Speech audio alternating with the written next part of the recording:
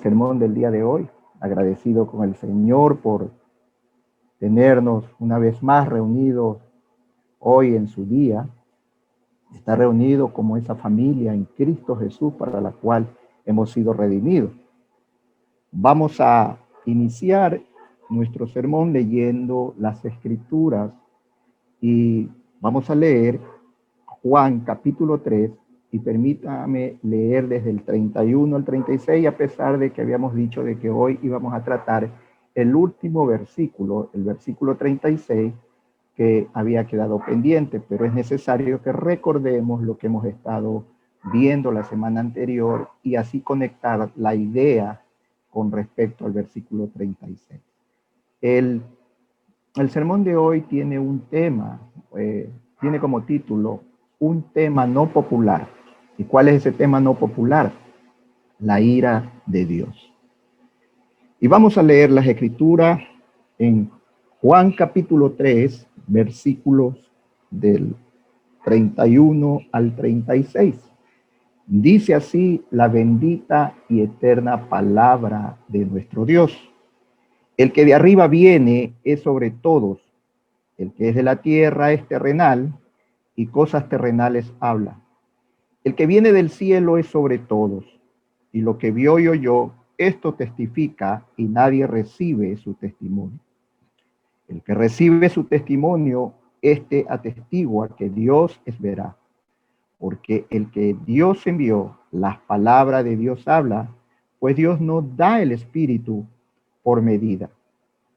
El Padre ama al Hijo y todas las cosas ha entregado en su mano.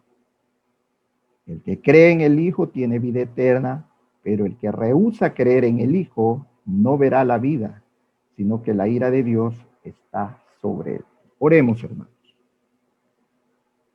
Padre, uno de tus mandatos a seguir es que te amemos con todo el corazón, con todo el alma, con toda nuestra mente y con toda nuestra fuerza.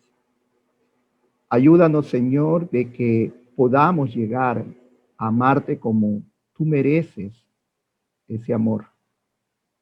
Y es que a través de tu palabra que nos dice que es viva y eficaz, haz que esta palabra que hoy estudiaremos sea esa vida, esa agua que dé vida a nuestra alma, a nuestro corazón, a nuestra mente y a nuestra fuerza.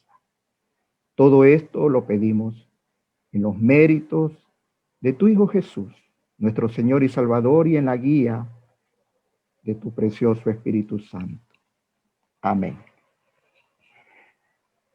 Mis hermanos, la semana anterior pues habíamos visto cómo Juan el Bautista había logrado de cierta forma llegar a apaciguar todo aquello que sus discípulos querían encender en un momento dado con respecto a qué ministerio era más importante, si el de Juan o el del Señor Jesucristo. Y Juan pues sabiamente les responde a ellos de que él no era el Cristo, que él no era el Mesías y que él no era ningún profeta. Y por lo tanto, él ya había señalado en su respectivo tiempo quién él era el Cordero de Dios, aquel que vendría a salvar al mundo de sus pecados.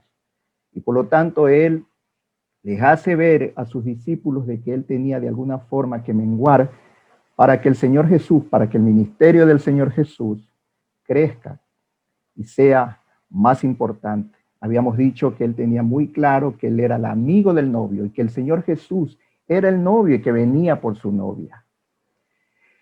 También vimos de que el que viene de arriba y que todo aquello, hermanos, todo aquello que viene hacia arriba, obviamente pues es de carácter superior para nosotros los humanos, porque del lugar o del origen de donde descendemos o donde están las personas, la trascendencia de las personas son las que van a determinar su naturaleza, así habíamos dicho.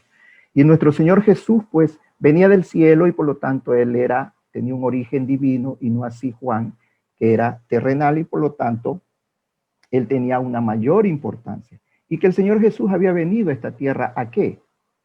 a testificar o a decir lo que él había visto y lo que había escuchado mientras estuvo en el cielo al lado del seno del Padre. Y las Escrituras también nos dice de que aquel que recibe su testimonio va a tener vida eterna, pero también las Escrituras nos hace ver de que muchos no recibieron el testimonio de nuestro Señor Jesucristo. Y el que recibe el testimonio va a atestiguar lo que el Señor Jesucristo ha venido a manifestar. Y en esta mañana nosotros, creo yo que todos hemos recibido el testimonio de nuestro Salvador y por lo tanto atestiguamos de quién es la belleza de la persona de nuestro Señor Jesucristo. Ahora, para nosotros poder entrar ya en materia a la predicación del día de hoy, es necesario que nosotros podamos ver también parte del versículo 35, donde se nos hace conocer que el Padre ama al Hijo y todas las cosas ha entregado en su mano. Aquí podemos verificar sin lugar a dudas, hermanos, el vínculo directo existente entre el Hijo y el Padre. Y eso es corroborado por el mismo Hijo cuando expresa: nadie viene al Padre si no es por mí. Y eso lo vemos en Juan capítulo 14, versículo 6. Mi familia, es necesario que ustedes y yo recordemos que el plan glorioso diseñado en la eternidad por el Dios Trino es la gloria del Padre por medio de la gloria del Hijo. Repito, el plan glorioso diseñado en la eternidad por el Dios Trino es la gloria del Padre por medio de la gloria del Hijo.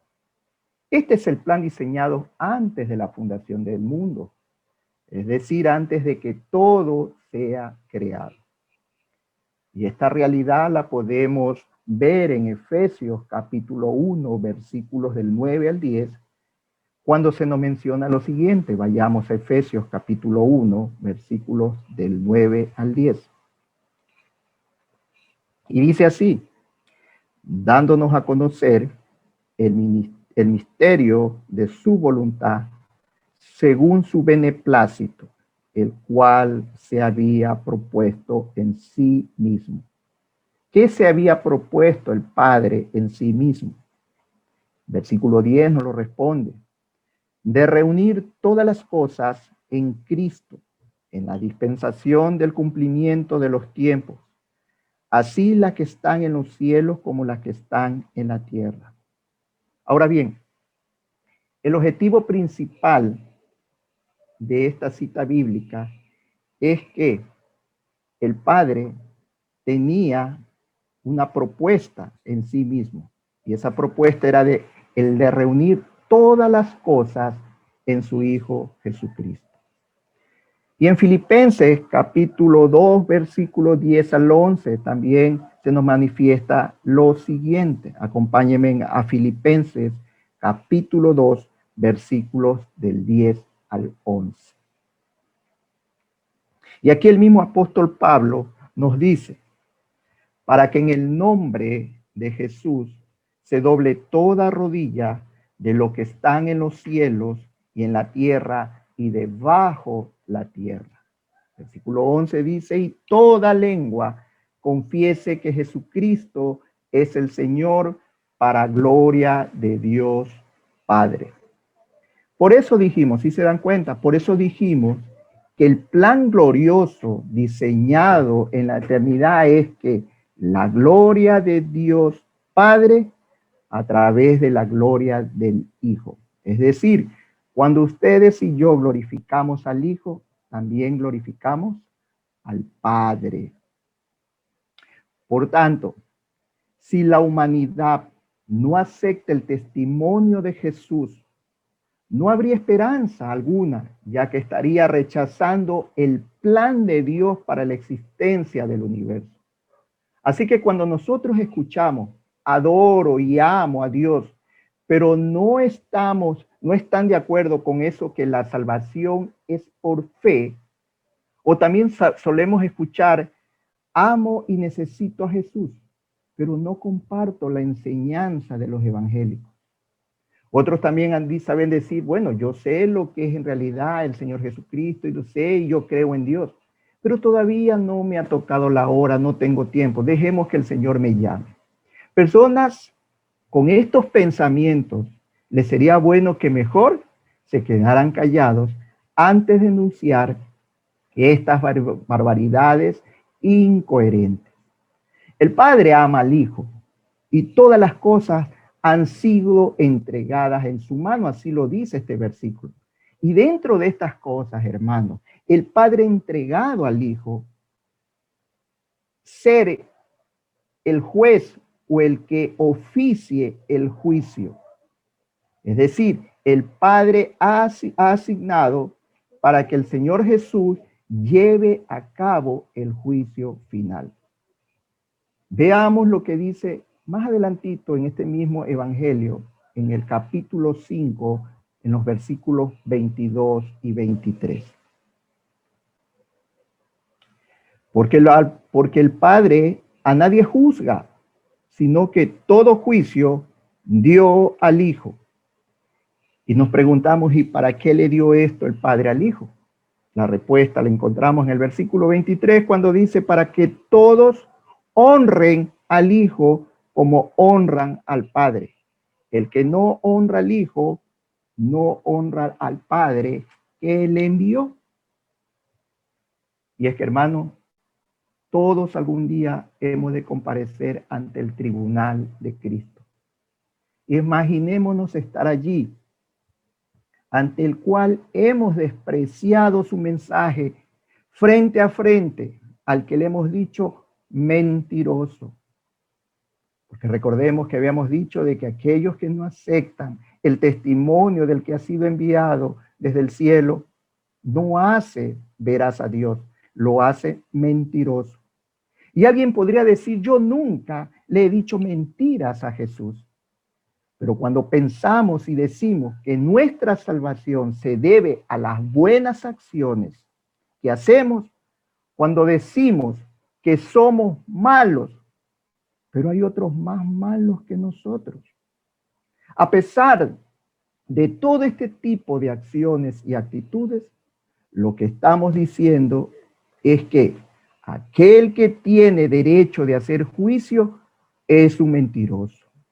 En otras palabras, tu venida, Jesús, tu muerte en la cruz y tu resurrección no tuvo sentido alguno.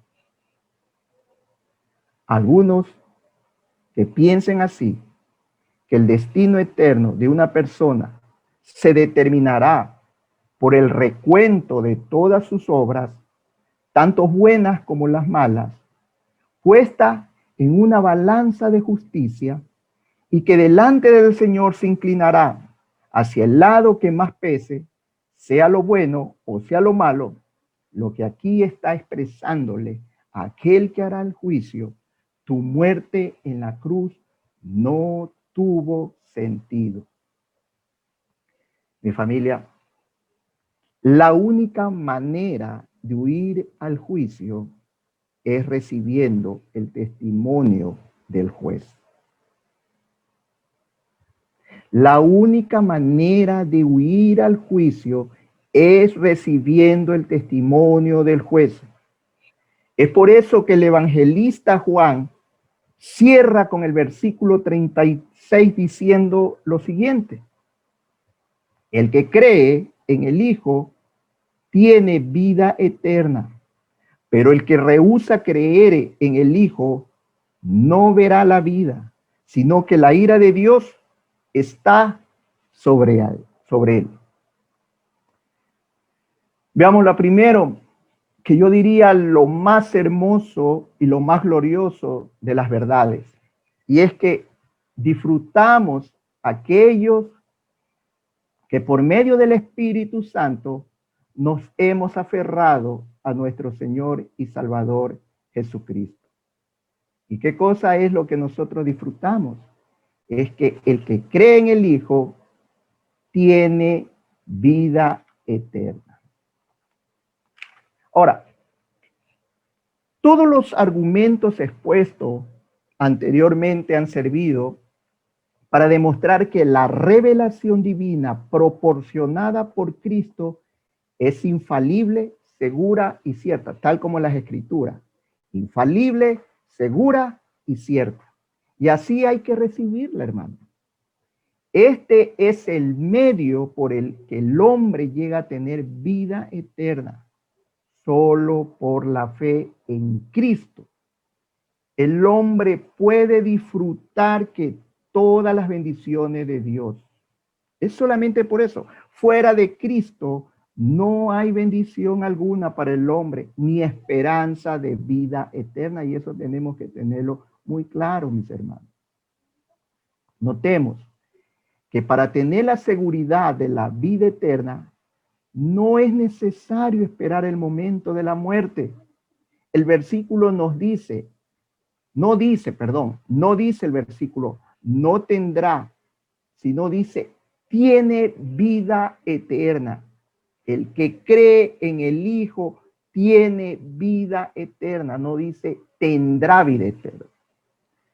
Cualquiera que cree en Él ya puede disfrutar de esta vida, que es la participación en la misma vida del Dios eterno y para siempre. En el mismo instante, hermano, en que una persona entrega su vida a Cristo, ya tiene el perdón de todos sus pecados, la paz con Dios, el derecho de entrar al cielo, la adopción como hijo, la justificación. ¿Y sabe lo más hermoso? Es que lo tiene aquí y ahora y para toda la eternidad.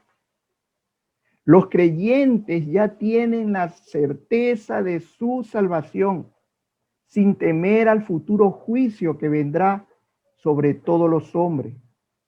Esta es una hermosa promesa de seguridad. Y así lo podemos ver en el Evangelio de Juan, capítulo 5, versículo 24. Y vayamos allá. Juan, capítulo 5, versículo 24. Y dice así: de cierto os digo, el que oye mi palabra y cree al que me envió, tiene vida eterna y no vendrá a condenación, mas ha pasado de muerte a vida. ¿Se dan cuenta? Mi familia, el creer esta promesa expuesta en esta cita bíblica que acabamos de leer, debería de originar en todos nosotros gozo, contentamiento, alegría, al estar plenamente seguro de nuestra salvación.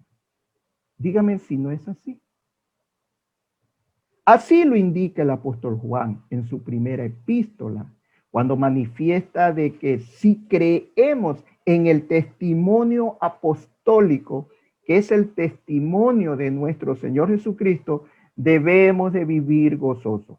Ese sería el resumen, pero pasemos a leer qué es lo que dice Primera de Juan, capítulo 1, versículos del 1 al 4. La primera epístola del apóstol Juan, en su capítulo 1, versículo del 1 al 4, dice así: lo que era desde el principio, lo que hemos oído, lo que hemos visto con nuestros ojos, lo que hemos contemplado y palparon nuestras manos tocantes al verbo de vida, porque la vida fue manifestada y la hemos visto y testificamos y os anunciamos la vida eterna, la cual estaba con el Padre y se nos manifestó. Lo que hemos visto y oído, eso os anunciamos, para que también vosotros tengáis comunión con nosotros. Y nuestra comunión verdaderamente es con el Padre y con su Hijo Jesucristo. Y el versículo 4, mire cómo cierra diciendo: estas cosas os escribimos para vuestro gozo sea cumplido. Para que vuestro gozo sea cumplido. Hermanos, el ser escogido de tantas almas entre los millones y millones y millones de almas que vinieron, están y seguirán viniendo, y que ustedes y yo hayamos estado presentes en la mente del Padre Celestial y habernos otorgado la salvación a través de su Hijo Jesús, eso debería de llenarnos de mucho gozo nuestros corazones. Aquellos que hemos creído en el testimonio de Jesús, hemos pasado de muerte a vida eterna. Por lo tanto, debe de existir gozo en cada uno de nosotros por la seguridad que ahora tenemos de nuestra salvación. Al entregarle nuestras vidas manchadas, confiando en su sacrificio en la cruz a nuestro favor. Él nos juzga como culpables, pero la pena que merece nuestra culpa es asumida por nuestro precioso Salvador Jesucristo, de tal manera que ustedes y yo quedamos libres y libres para siempre, hermano. Somos libres del pecado y para siempre.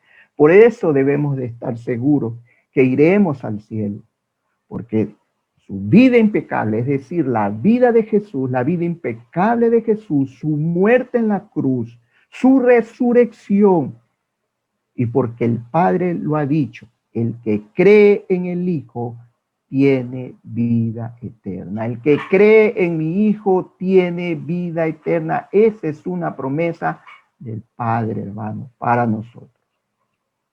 Pero, aquí viene el pero. El versículo 36 sigue diciendo, pero el que rehúsa creer en el Hijo no verá la vida. Esta es una expresión muy dura. Esta es una verdad que señala la real condición de los hombres en su estado natural y desde su nacimiento, hermano. Desde que nacemos venimos con este estado natural, y es que las escrituras señalan al hombre en su estado natural como muertos que caminan. Se los puede ver sonreír, pero sabemos que por dentro lloran, ya que el vivir desligado, el vivir separado de Cristo, es vivir constantemente en un estado de ansiedad. El Señor Jesús señaló esta verdad de la condición del hombre en su estado natural en la siguiente cita bíblica, que la podemos encontrar en el Evangelio de Mateo, capítulo 8, versículos 21 y 22. Evangelio de Mateo, capítulo 8, versículos 21 y 22. Dice así: otros de sus discípulos le dijo, Señor, permíteme que vaya primero y entierre a mi padre.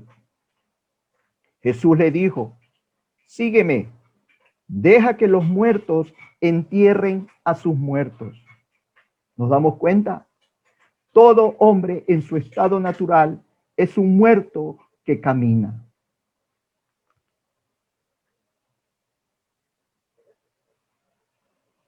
Y de la misma manera, hermanos, quien no quiere creer en el Hijo no tendrá que esperar hasta el día del juicio final para saber que no verá la vida. Y es que la condenación y la salvación son realidades presentes. Y eso debemos también recordarlo, que la salvación y condenación son realidades presentes. Notemos cómo el evangelista Juan está concluyendo su razonamiento. Nos ha hablado de la excelencia de la revelación dada por medio de Cristo. Aceptarla tiene consecuencias importantes de igual manera que rechazarlas. Esto ya había sido anunciado por Moisés cuando hablaba de un profeta que vendría después de él y que todos los judíos esperaban. Fijémonos en cuáles serían las consecuencias de rechazarle. En Deuteronomio, vayamos a Deuteronomio, en el capítulo 18, y permitámonos leer los versículos 15, y de ahí el versículo 15 y nos saltamos al versículo 19.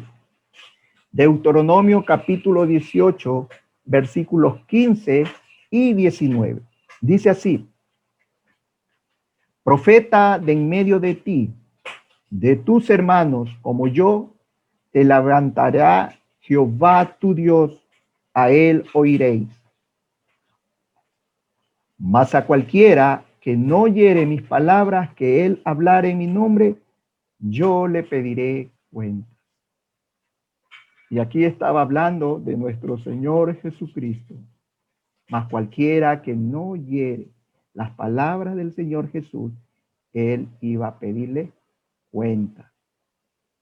Y es que, hermanos, la decisión que los hombres toman en relación a Jesús determina su destino eterno. No hay otra. Ahora, el apóstol Juan termina diciendo en este mismo versículo, sino que la ira de Dios está sobre él. Por último, el evangelista explica que quien no quiere obedecer al Hijo y rehúsa creer en él, no solo no verá la vida, sino que la ira de Dios está sobre él. Con esto llegamos a un tema impopular, y es por eso que así le había titulado, un tema no popular, la ira de Dios. Y este tema, hasta cierto punto, la ira de Dios desagrada a muchas personas. Lo consideran arcaico o viejo, lo consideran como que está anclado en las páginas más oscuras del Antiguo Testamento, perteneciente a un Dios vengativo con el que no se pueden sentir identificados. Ahora, los escritores bíblicos no sentían ninguna inhibición al tratar este tema, y por tanto no lo suavizan ni lo eluden. Así que nosotros queremos ser fieles a lo que la palabra de Dios enseña. Tendremos que estudiarlo, pues, hermano, no nos queda otra. Tenemos que estudiarlo, y no solamente estudiarlo, sino también aceptarlo, y en mi caso, predicarlo. Aunque con ello estemos desagradando a alguien. Veamos entonces qué es lo que la Biblia nos dice acerca de la ira de Dios. Y lo primero que podemos ver es que el hombre incrédulo está bajo la constante ira de Dios. Todo hombre incrédulo está bajo la constante ira de Dios. Y es que de la misma manera que el que cree en el Hijo tiene vida eterna aquí y ahora, también el que rehúsa creer en el Hijo no verá la vida en el futuro eterno, sino que la ira de Dios está sobre él, ya en el tiempo presente. Veamos otras afirmaciones similares en la Biblia. En el Salmo 7, en el versículo 11 dice: Dios es juez justo y Dios está airado contra el impío todos los días. ¿Se da cuenta? Dios es juez justo y Dios está airado contra el impío todos los días. Romanos capítulo 1, versículo 18 dice: porque la ira de Dios se revela desde el cielo contra toda impiedad e injusticia de los hombres que detienen con injusticia la verdad. Ahora, debemos de preguntarnos de qué manera la ira de Dios se revela desde el cielo. Y de qué manera se revela en este momento presente. Y en la misma carta del apóstol Pablo a los romanos nos da algunas ideas. Por un lado nos dice que lo hace mediante la administración estatal de la justicia. Si usted va a Romanos capítulo 13, versículos 3 al 4, acompáñenme a Romanos capítulo 13, versículos del 3 al 4.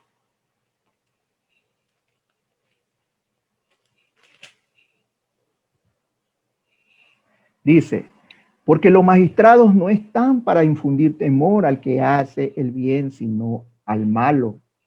¿Quieres pues no tener la autoridad, no temer la autoridad? A lo bueno y tendrás alabanza de ella, porque es servidor de Dios para tu bien. Pero si haces lo malo, teme, porque no en vano lleva la espada, pues es servidor de Dios, vengador para castigar al que hace lo malo. Sin embargo, ustedes y yo sabemos que en ocasiones hay sociedades enteras que rechazan los principios de Dios y, como dice el Salmo 94:20, hacen agravio bajo forma de ley. De tal manera que la maldad queda sin castigo. En estas circunstancias, la ira de Dios se revela mediante el deterioro moral de la sociedad. El hombre rechaza a Dios y Dios le deja libre para que dé rienda suelta a las preferencias corruptas de su corazón pecaminoso. De esta manera, pronto la inmoralidad se manifiesta en sus prácticas más groseras y la sociedad entra en un proceso de corrupción, degeneración y decadencia que devalúa terriblemente la dignidad humana. Y eso lo podemos ver en el mismo capítulo 1 de Romanos, en los versículos del 18 al 32. No puede ser de otra manera, hermano. Si los hombres rechazan la influencia moral de Dios en sus vidas y sociedades, entonces Él los entrega, dice, a la inmundicia en Romanos capítulo 1, versículo 24. Y en Romanos capítulo 1, versículo 26 también dice que Él los entrega a pasiones vergonzosas. En Romanos capítulo 1, en el versículo 28, dice que Él los entrega a una mente reprobada. Y en el versículo 27 dice, recibiendo en sí mismo la retribución de vida a su extravío. Cualquiera que lea el pasaje completo de la epístola a los romanos y lo compare con la situación actual de la humanidad, no tendrá dificultad en ver cómo la ira de Dios está operando con fuerza en nuestro mundo y en el momento presente. Sí, hermano. Y esa es una realidad, cómo está nuestra sociedad. ¿Cómo está nuestra justicia? ¿Cómo están nuestras leyes? La Biblia también nos dice con respecto a la ira de Dios, es que la ira de Dios se perpetuará por toda la eternidad.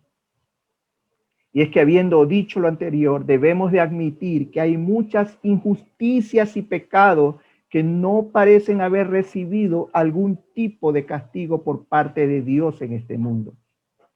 Esto es porque el tiempo presente constituye el preámbulo al juicio final de Dios, donde ya no quedará ninguna causa pendiente, mis hermanos. La gran diferencia entre ambos momentos es que ahora hay posibilidad de arrepentirse, pero más adelante ya no habrá. Ya no habrá ninguna posibilidad de arrepentimiento. Romanos capítulo 2, en sus versículos 4 y 5,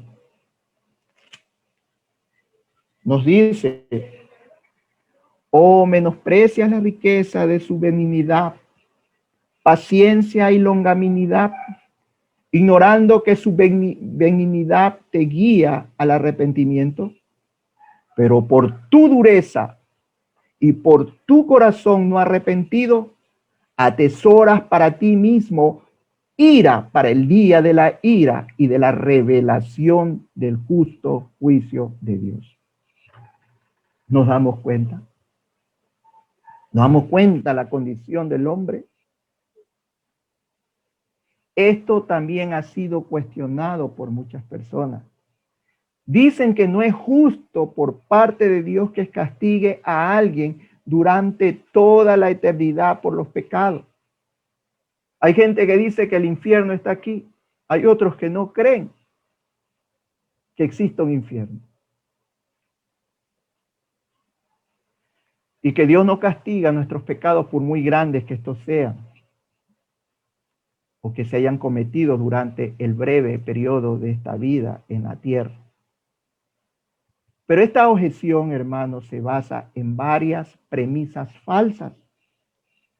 En primer lugar, dan por sentado que aunque en esta vida la persona haya pecado y rechazado a Dios y a Cristo, sin embargo, cesará de pecar y de ser pecador en la vida venidera. Es decir, un pecador entra al cielo y ahí va a dejar de pecar. ¿Qué cabeza, hermano? Eso no enseña las Escrituras.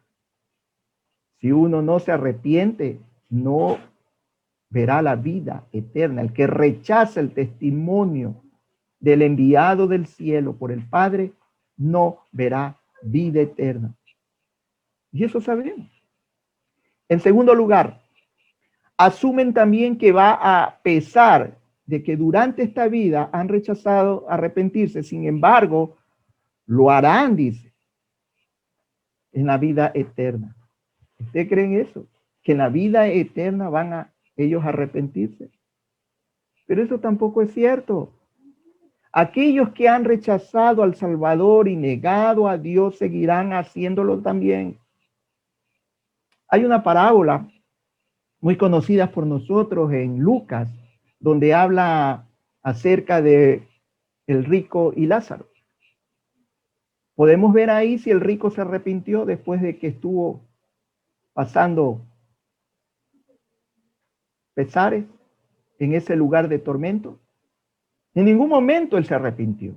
Así que este segundo argumento que tiene la gente también queda fuera. Las Escrituras también nos señalan con respecto a la ira de Dios, es que la ira de Dios es justa.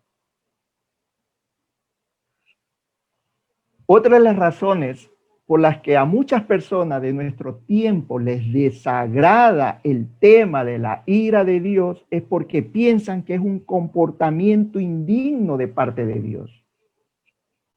Pero que seguramente esto es porque creen que la ira de Dios se trata de una reacción desenfrenada, un arrebato de enojo similar al que nosotros los humanos expresamos con demasiada frecuencia. La gente piensa que Dios actúa de esa manera. Sin embargo, hay que decir que nada de todo esto tiene que ver con el concepto bíblico sobre la ira de Dios. En su caso, la ira constituye una reacción moralmente correcta y necesaria contra la maldad. En la Biblia, la ira de Dios es siempre judicial. Recordemos esto, hermano. Es siempre judicial. Es decir, es la actitud del juez cuando condena al culpable. Se trata de la justa retribución por el pecado cometido y se basa en principios que Dios mismo ha expuesto ante todos los hombres con anterioridad. Y usted lo vemos en Romanos capítulo 2, versículos 5 al 6, cuando Pablo nos hace saber lo siguiente: pero por tu dureza y por tu corazón no arrepentido, atesoras para ti mismo ira para el día de la ira y de la revelación del justo juicio de Dios, el cual pagará a cada uno conforme a sus obras. Y a diferencia de los juicios humanos, la omnisciencia de Dios garantiza que no habrá ningún tipo de equivocación, y eso es lo más grande. Aunque también hay que decir que en base al conocimiento absoluto que Dios tiene de todas las cosas, no solo juzgará los actos externos de los hombres, sino también sus pensamientos y motivaciones. Eso lo puede hacer un Dios grande. Eso no lo puede hacer el ser humano. Nosotros nos equivocamos cuando juzgamos. ¿Por qué? Porque somos imperfectos. Nosotros no podemos ver los pensamientos, no podemos saber los pensamientos y las motivaciones de las personas. Dios sí lo puede hacer. Y lo hace sin equivocación alguna, porque Él es perfecto. Romanos 2:16 nos dice, en el día en que Dios juzgará por Jesucristo los secretos de los hombres conforme a mi evangelio. ¿Se da cuenta? Los secretos de los hombres. Todo lo sabe Dios. Nada podemos ocultar. Ni siquiera la motivación que nos tiene en estos momentos reunidos. Ni siquiera esos pensamientos que podemos tener en estos momentos mientras estamos escuchando la palabra. Porque podemos estar en cuerpo presente, pero nuestras mentes están en otro lado. ¿Se da cuenta? Eso lo juzga Dios. Yo no puedo hacerlo. Yo los veo ahí, hermosos, pero no sé qué están pensando. Y no sé qué los motiva. Bueno, sé que los motiva a estar en la presencia del Señor, en su día, como hermanos. Pero realmente esa es la motivación. Por último, hay que decir que Dios no desea condenar a nadie, sino que todos los hombres sean salvos. Y eso lo sabemos porque eso lo dice Juan, capítulo 3, versículo 17. Por lo tanto, son ellos mismos quienes deciden sufrir bajo la ira de Dios. Es el hombre. Es el hombre el que decide, por último, sufrir bajo la ira de Dios. Cuando libremente rechazan la luz que hace brillar sus corazones. Porque la luz del mundo vino a esto. Pero los suyos lo rechazaron. ¿Para qué? Para no ser expuestos de sus maldades, de sus obras malas, dicen las Escrituras. Veamos Juan capítulo 3, versículos 18 al 19. Juan capítulo 3, versículos del 18 al 19. En el que en él cree, no es condenado, pero el que no cree, ya ha sido condenado, porque no ha creído en el nombre del unigénito Hijo de Dios. Y esta es la condenación, que la luz vino al mundo y los hombres amaron más la tiniebla que la luz, porque sus obras eran malas. El juicio que Dios dicta contra ellos es el que previamente ellos mismos han querido, hermano. Él ha dado tiempo, Él nos ha dado tiempo, Él da tiempo y sigue dando tiempo. En último término, todo lo que Dios hace es sentenciar y ejecutar las consecuencias plenas de la elección que cada uno ha tomado. Y es que, hermano, no sería injusto por parte de Dios salvar a personas que no desean ser salvas. ¿Por qué va a salvar Dios a alguien que no desea ser salvo? Sería justo que Dios no respetara la libertad de elección que le ha dado el hombre y le obligara a vivir toda la eternidad conforme a unos principios que realmente él aborrece. ¿Cómo puede meter a un hombre que aborrece a Dios en esta tierra, meterlo en el cielo? Si es que no se arrepiente, obviamente. No podría. Lo justo es que Dios le dé exactamente aquello que ellos han escogido, aman. Eso es lo justo.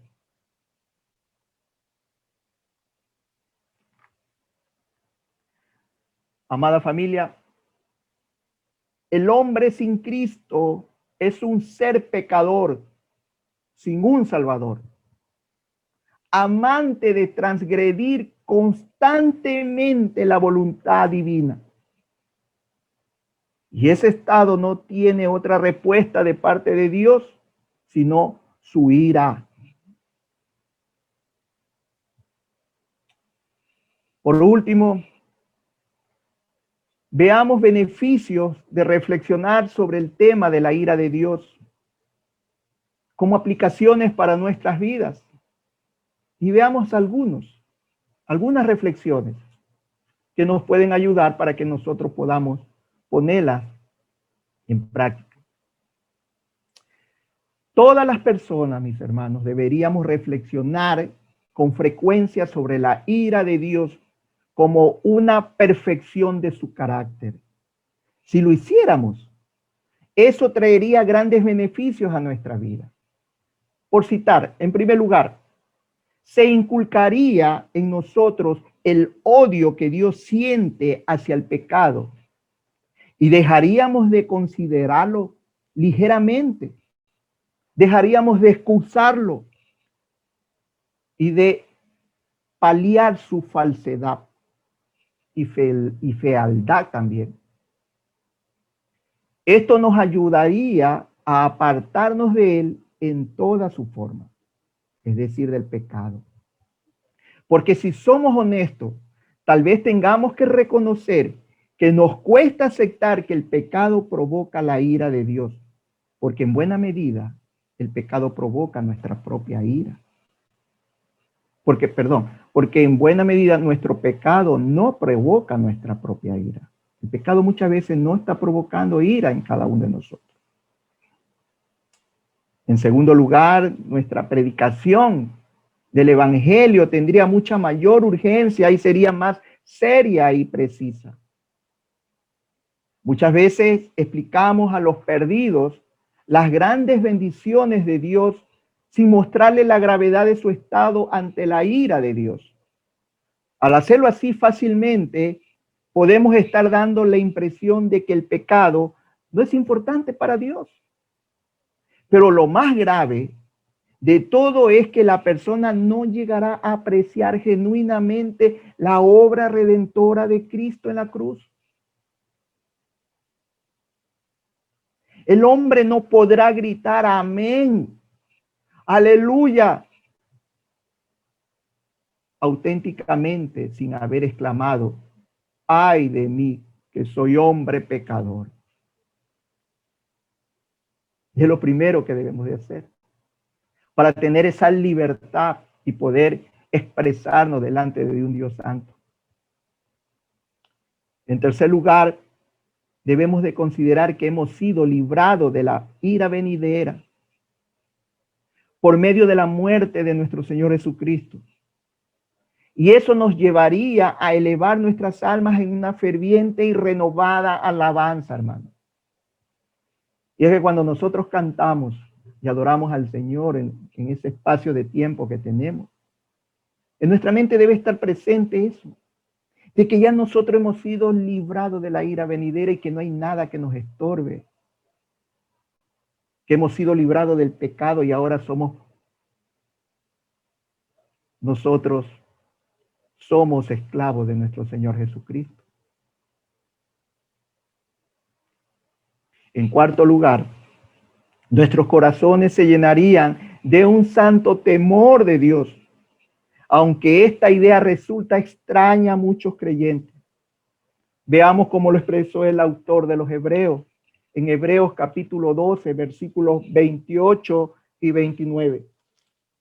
Hebreos capítulo 12, versículos de 28 al 29.